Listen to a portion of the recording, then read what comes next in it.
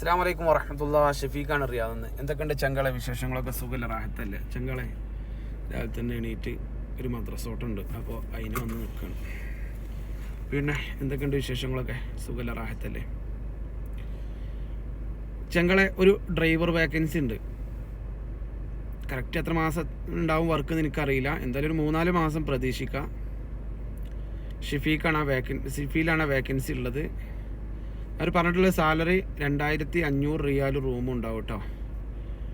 ഒരു 40 വയസ്സിനകത്തുള്ള ആളുകൾ ആരെങ്കിലും ഉണ്ടെങ്കിൽ വാട്സപ്പിൽ മെസ്സേജ് അയക്കുക. അത് റിയാദ് റൂട്ട് അറിഞ്ഞിരിക്കണം, അറബി അറിഞ്ഞിരിക്കണം. ഓക്കെ.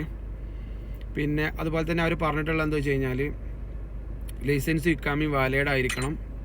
പിന്നെ ലൊക്കേഷനുകൾ നോക്കാൻ അറിയുന്ന ആളുകൾ മെസ്സേജ് അയക്കണം കേട്ടോ. അപ്പോൾ അതിൻ്റെ അർത്ഥം എന്താ വെച്ച് കഴിഞ്ഞാൽ അറബികൾ കൂടുതൽ ഗിറുഗിറും കാര്യങ്ങളൊന്നും ഇല്ല എന്നാണ്. വീടും കാര്യങ്ങളൊന്നും കഴുകാറില്ല. അവനവൻ്റെ വണ്ടി ഒരു ഒറ്റ കാറുള്ളൂ അവിടെ, അത് ഇവരെ കാറ് മാത്രമേ ഉള്ളൂ.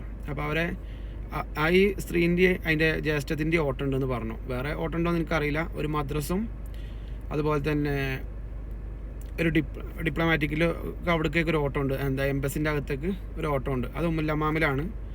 അപ്പോൾ ഈ ഓട്ടങ്ങളൊക്കെയാണ് പറഞ്ഞിട്ടുള്ളത്. അപ്പോൾ താല്പര്യമുള്ളവർ ആരെങ്കിലും ഉണ്ടെങ്കിൽ റിയാദിൽ ജോലി ഇല്ലാതിരിക്കുന്നവരുണ്ടെന്ന് വെച്ച് കഴിഞ്ഞാൽ എൻ്റെ വാട്സപ്പിൽ നിങ്ങളെ ലൈസൻസിൻ്റെയും ഇക്കാമൻ്റെയും ഫോട്ടോ വിടുക. അതുപോലെ തന്നെ നിങ്ങളൊരു ഫോട്ടോ വിടുക. അത് എത്ര വർഷത്തെ എക്സ്പീരിയൻസ് ഉണ്ടെന്നുള്ളത് വിടുക കേട്ടോ. കാരണം അറബി അറിയണം, അതുപോലെ തന്നെ റൂട്ടും അറിയണം എന്ന് ഞാൻ പറഞ്ഞിട്ടുണ്ടല്ലോ.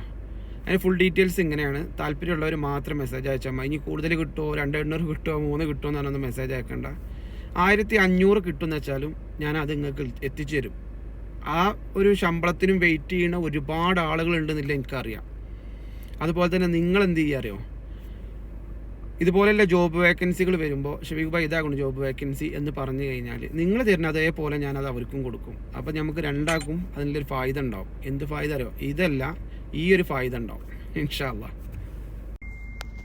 ഞാൻ നിങ്ങളോട് എപ്പോഴും പറഞ്ഞിട്ടുണ്ട്, എന്ത് നാട്ടിൽ നിന്ന് ആരെങ്കിലുമൊക്കെ റിയാദ് ഭാഗത്തേക്കൊക്കെ വരുന്നുണ്ടെന്ന് വെച്ച് കഴിഞ്ഞാൽ എന്നെ വിളിക്കൊണ്ടു എന്ന് പറഞ്ഞിട്ടുണ്ട്. കാരണം ഒന്നുമല്ല, എന്തെങ്കിലുമൊക്കെ കുറച്ച് പോത്തിറച്ചി കൊണ്ടുവരാനുണ്ടാവും. അല്ലാന്ന് വെച്ച് കഴിഞ്ഞാൽ പിന്നെ എയർപോർട്ടിൽ നിന്നൊക്കെ പിക്ക് ചെയ്യാണ്ട് നിങ്ങൾ എന്നെ വിളിക്കും. അതൊക്കെ എനിക്കറിയാം.